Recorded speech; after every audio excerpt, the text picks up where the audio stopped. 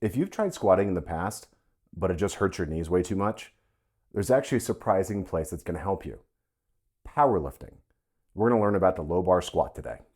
Look, the low bar squat is not the end-all be-all movement, but it is a way to where if you have knee pain, that you can access doing squats again.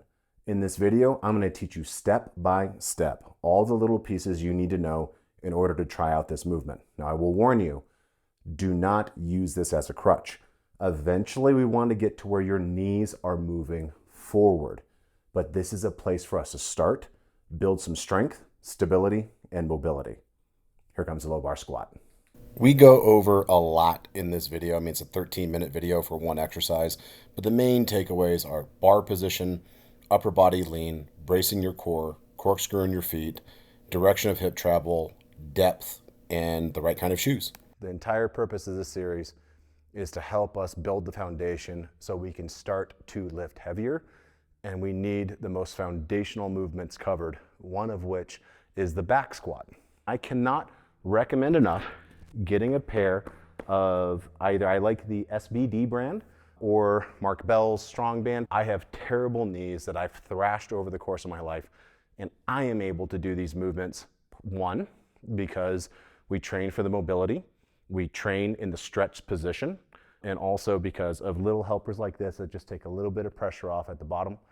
So one of the main differences with low bar and high bar, pretty obvious, is where we put the bar. Because my shoulders are so tight, and we'll say my rotundness, I need to come out a bit wide, and then over the course of the workout, I'm able to work my hands in as my shoulders warm up, but I have to start pretty wide. So when I come in here, I put the bar right about nipple height. It's not up here like it would be for high bar. I rack it right around nipple height, and I prefer to wear flat shoes. Okay, so these are Vivo barefoots. I really like doing these movements, whether it's deadlifts, farmer's carries, or low bar squat, anything that's going to be hip and glute dominant, to have flat shoes. I don't want my heel raised. I want that for high bar or quad movements such as sissy squats. But for this, as flat a shoes as you can get. You can even just take your shoes off and go barefoot if you want, if your gym lets you. That's perfectly fine. But I like having shoes, so I have some traction. So what we're gonna do, we're gonna get under the bar. And this is where I would high bar. Right around here, right across the top of my shoulders. I got a nice little nook in there. But for low bar, I'm gonna go a little bit deeper. And what I'm gonna focus on, there we go. Locking my core, keeping my back straight. A lot of people, when they push their hips back, me included when I first started, I would Instagram butt it back, and I get this big arch in my back.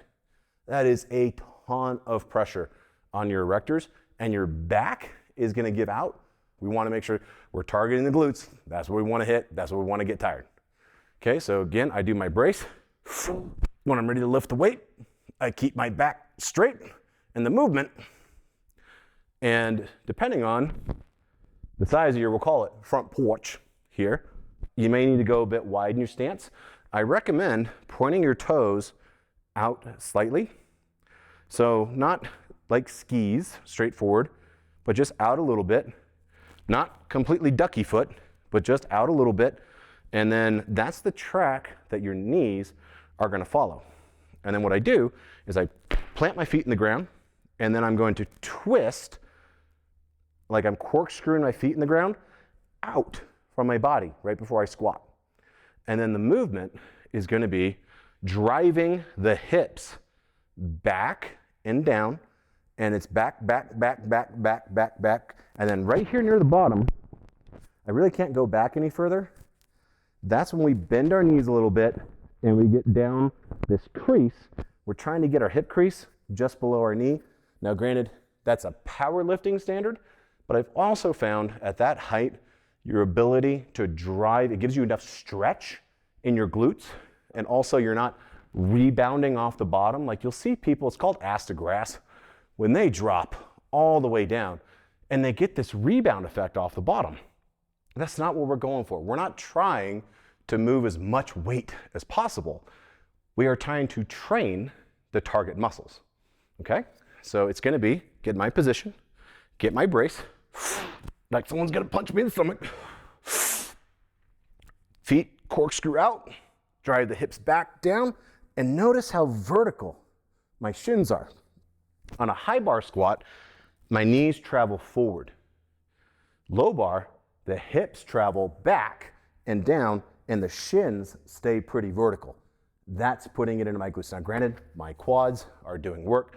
Of course, it's part of why the back squat is such a beautiful movement, is it is a compound movement that is basically bringing everything in down here. But again, the focus is gonna be in the glutes. So again, I approach the bar, loop underneath, get low again. It's not here. Just come back down. You got another shelf right about there, okay? And because we're gonna have it a little bit lower, it means when I come up and off, I have to have a little bit of lean. And what I'm trying to do is keep that bar in the middle of my foot.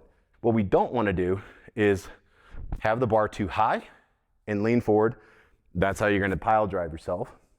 You don't want it low, like we want it, and then to be perfectly vertical, because it's just gonna fall off your back and rip your shoulders out. We don't want that, okay? So it's just a little bit of lean, like a little butler lean. Like, yes, madam, just right here, okay? So I'm gonna go ahead, get in position, like for the 14th time, sorry. Right here.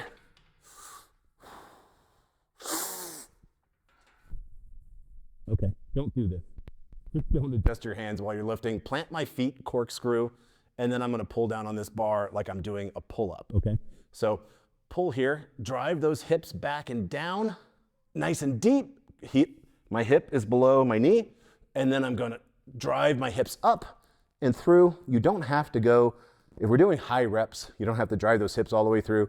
But if you're doing a pretty heavy weight, which is the entire purpose of this program, and then breathing. You want to go ahead and reset your breath at the top of the rep. We hold through the rep, down, we keep it in. You might be growling on the way up. Try and keep as much in as you can. Then once you get to the top of the movement, let out part, and then reset that brace. Take your time on this, okay? Especially if you're newer.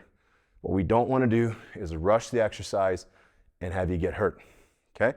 I'm going to change the angle on the camera now. Now, my shoulders have warmed up a little bit, so I can actually move them inside here. Where I was out here, now I can come in here, coming in, get my lower position, and I'm pulling my elbows down, okay?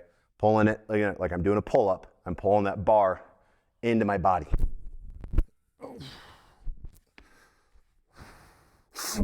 Breathe, brace. Push, step. Step, plant my feet, work, screw them out, okay? My knees, turn it out, the brace, hold down, back up. You can look forward or take a spot. I generally look maybe 5-6 feet in front of me. Take a spot there. And that's my mark. Come back. Don't slam your hands in it. I've done that before with about 600 pounds on the bar. That stung. And then always, always, always, whenever you're doing a movement like this, where if something goes wrong, it can go cataclysmically wrong. So think about, if I'm doing pull-ups, what happens if something goes wrong? I let go.